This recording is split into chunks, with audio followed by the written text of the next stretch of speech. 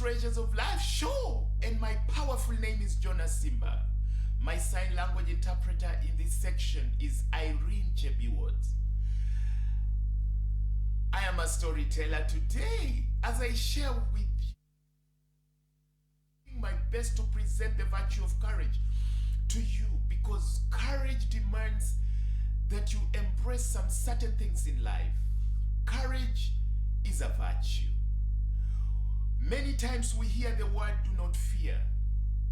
But then, what is fear? Many times fear is an indicator. If you hold on to your comfort zone so much, if you hold on to what you value so much, you may never land the new territory. And I'm doing my best trying to present this with a story of these boys from this high school in Tonga. Just before we went for the break, I had reached a certain place in the story. The boat is sailing into the seas. This boat is holding boys, 6 boys. The oldest is 17, the youngest is 15. And the boat is sailing into the sea. The boat is sailing into many waters. The boat is sailing into dangers. Remember, I'm trying to present the virtue of courage with a story. So I'm trying my best to be a storyteller. Let's move on this mode of storytelling. Maybe this will present this virtue to you. You know, the boat is sailing into the seas. These boys are in the boat. These boys from this nation of Tonga. They are sailing into many waters. They are sailing into danger. It is an evening in the island of Tonga. They are having a good time, but they don't realize they are moving into trouble, into danger. Another tip there. Sometimes you need to be comfortable with your unfamiliar zones. Sometimes you need to be comfortable with your unfamiliar territories. That is how you embrace courage. These are boys, young boys. They're out of reach from parents, out of reach from teachers, out of reach from security, from protection. They're in the waters. But then they started sleeping in the boat. They're sleeping in the boat. I'm reminded of the Lord Jesus Christ. Sleeping in danger, sleeping in many waters, sleeping in the storms, dozing, comfort. Sometimes you need to just be comfortable as you sail into unfamiliar territories rather than being so fearful. You need to embrace calm on the inside. You need to overcome terror. You need to overcome dread. You need to overcome the things that you fear. Demystify your fears. This is what they did. And they slept. They dozed. They slept so much. They dozed so much that when they opened their eyes, it was dark outside. Can you imagine? Can you believe it? They are in the waters, in a boat. They are in the seas. And they open their eyes. And what they see is darkness. They could not see Tonga. They could not see the island where they came from. They started depending on the winds just to carry them. They did not know how to guide the boat back to land. They even did not know where land was. Now they were depending on the winds. The boat was just sailing. They didn't know where the boat was sailing. Can you believe it? The oldest is 17, the youngest is 15. Their parents were not there. Their teachers were not there. Security was not there. The nation was not there. But the boat is sailing, just sailing. I don't know how many parents are watching this. I don't know how many parents out there in the world are watching this. You may be watching this from Stuttgart or from Chicago or from wherever you're watching this from. It could be Kakamega or Kitale, my hometown. Wherever you're watching this as a parent, I want you to imagine your boy, you've taken them to a boarding school, but they're in the sea in a boat, sailing to nowhere. They're just being guided by winds, and it is dark and dangerous.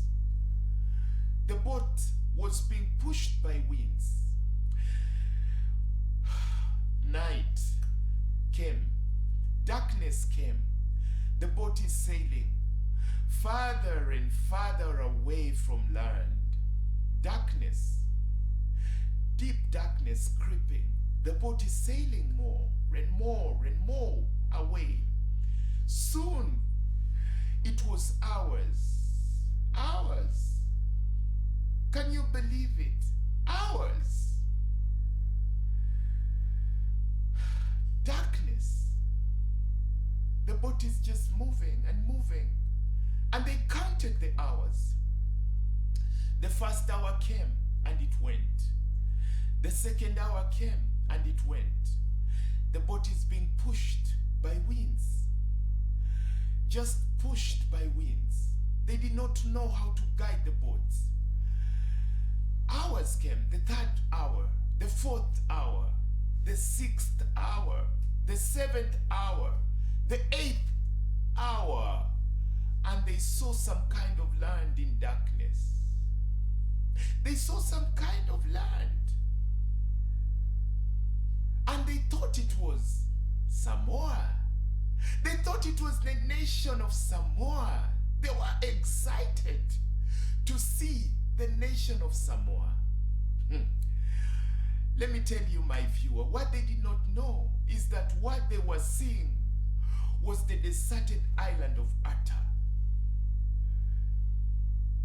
They were excited anyway to see some kind of land. So when it approached the land of Atta, they came out of the boat.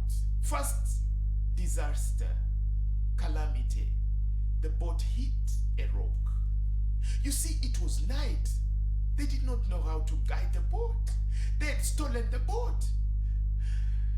It hit a reef. The rudder broke. You know the work of the rudder in a boat. Everything important that could hold on to the boat broke. They came out of the boat. They started swimming. The oldest is 17. The youngest is 15. They swam to the island of Atta. To their utter shock, they did not find anybody in that land of Atta. What do you do when you find yourself in unfamiliar territory?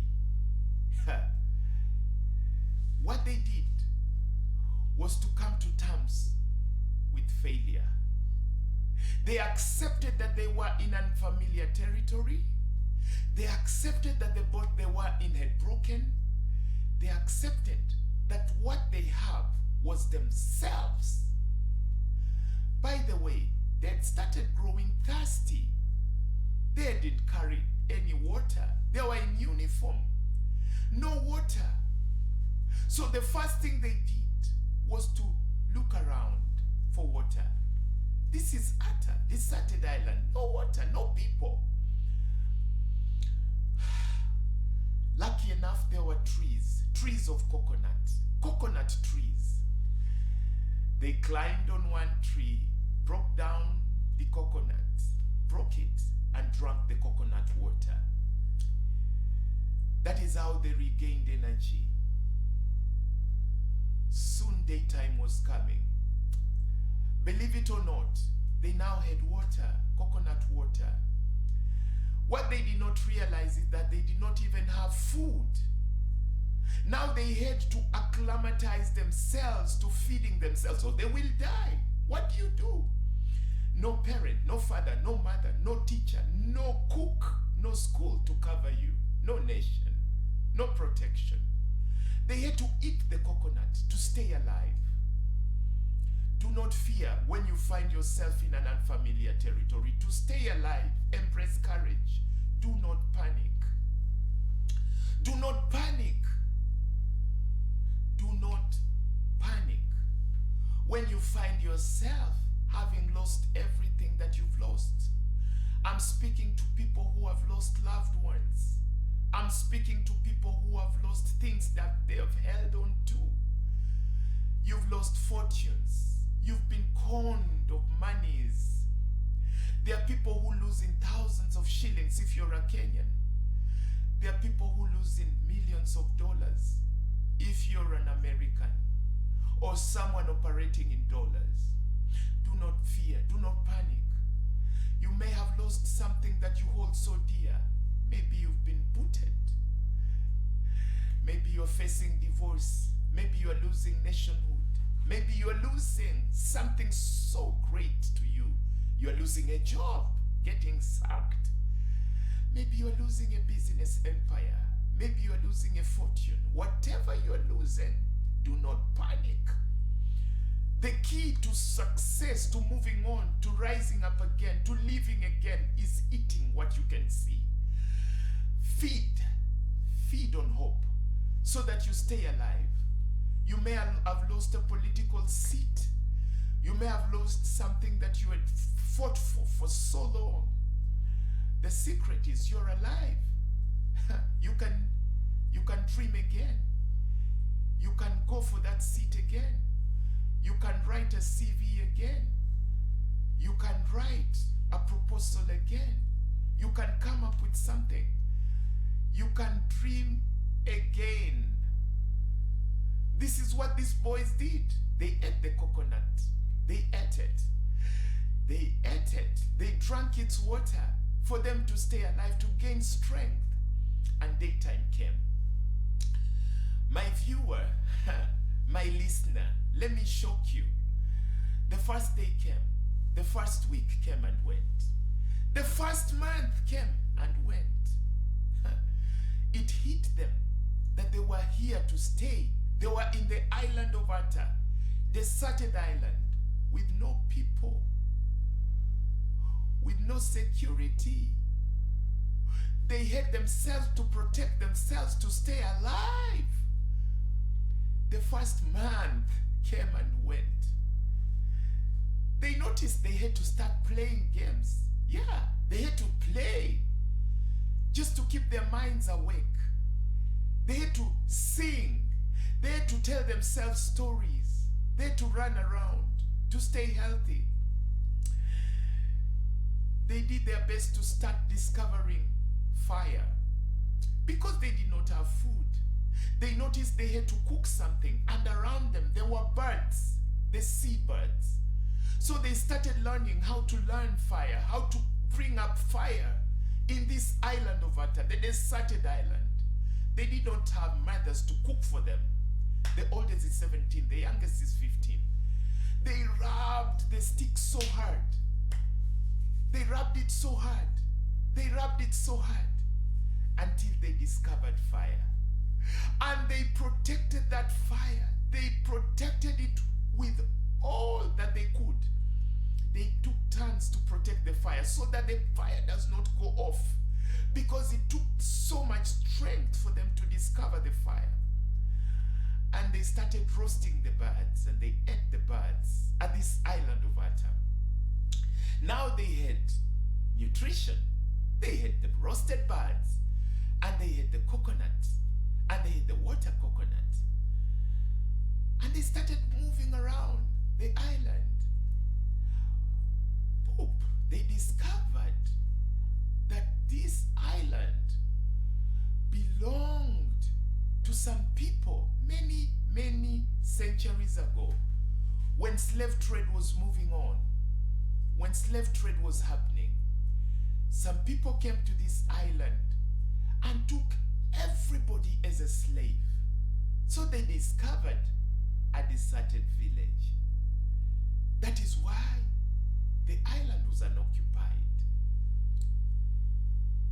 They discovered something. You see, even in that place of desertion, there is adventure. There are new discoveries, new lessons. They discovered something, a treasure. This was a deserted island. Let me go for the break. I'm speaking about the virtue of courage. See you after the prayer.